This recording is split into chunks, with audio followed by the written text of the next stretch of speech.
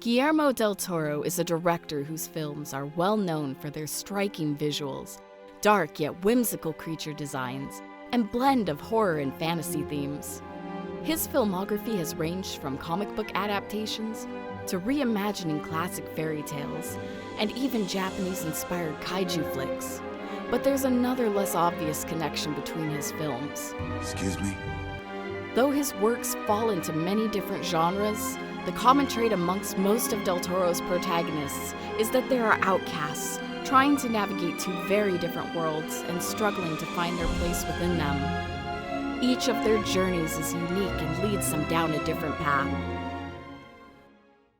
Hellboy was found by the Allied forces after the closure of a paranormal rift opened by the Nazis, who sought power beyond humanity. His devilish appearance and brutish attitude earned him scorn and mockery, even though he regularly battles dangerous threats to the human world as part of the Bureau for Paranormal Research and Defense. Beyond public scrutiny, Hellboy also shoulders the weight of heralding an apocalyptic prophecy. At this difficult crossroads, Prince Nuada questions Hellboy's decisions, forcing him to confront a horrible moral quandary. Look at it. The last of its kind.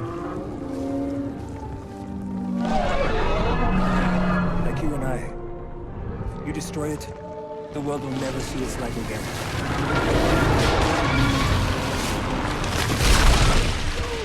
You have more in common with us than with them. Not all of Del Toro's protagonists are outcasts for the same reasons. In The Shape of Water, Eliza Esposito is a mute woman working for a government agency charged in handling classified intelligence assets. Eliza's only friends are outsiders like her. Giles, a gay man and illustrator, and her co-worker Zelda, a woman of color, all belong to marginalized groups in 1960s America. When the head of the facility, Richard Strickland, brings in a new asset, Eliza makes contact with the amphibian and begins to form a wordless bond with him. Feeling seen and whole for the first time in her life, she vows to save him from being destroyed. Throughout the film, we repeatedly see humanity at its worst. Racism, homophobia, and ableism shape these characters. And for the amphibian, a complete disregard for the sentient creature's life, especially at the hands of Strickland.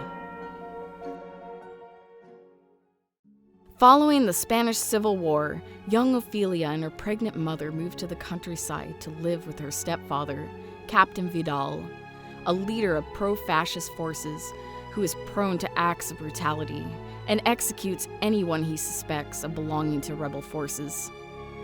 Ophelia's belonging is immediately questioned as she is chided by her mother for her bookishness and wandering curiosity. Moreover, she is aggressively admonished by Vidal for her left-handedness, an intolerable difference in his eyes.